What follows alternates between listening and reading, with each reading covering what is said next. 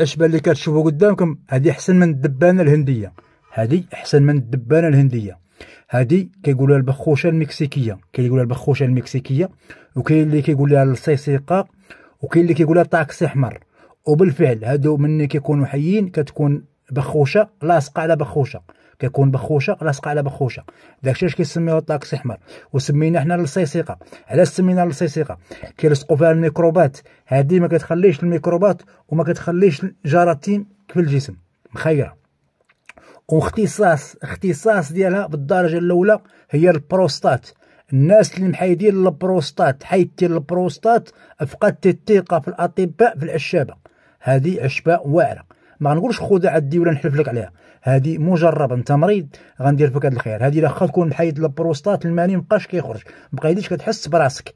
ها هي هذه ترد لك التقيه من الانتصاب وتوقف الماني. هذه العشبه اللي كتشوف فيها، هذه عشبه واعره، احسن ما خلق الله في الطبيعه.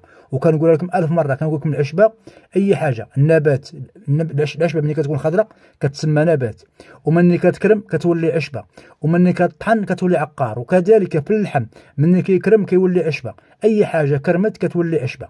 دابا هذه كانت حشره، كانت بخوشه، مني كتكرم كتولي عشبه. هذه بالدرجه الاولى كتعالج البروستات. الناس اللي عندهم السرطان ديال البروستات، عندك السرطان ديال البروستات كتسنى النوبه، درتي حيدتيها بالليزر، حيدتيها بالمنظار، درتي التحاليل، قال لك عندك السرطان ديال البروستات، لا محاله غتحيدهم.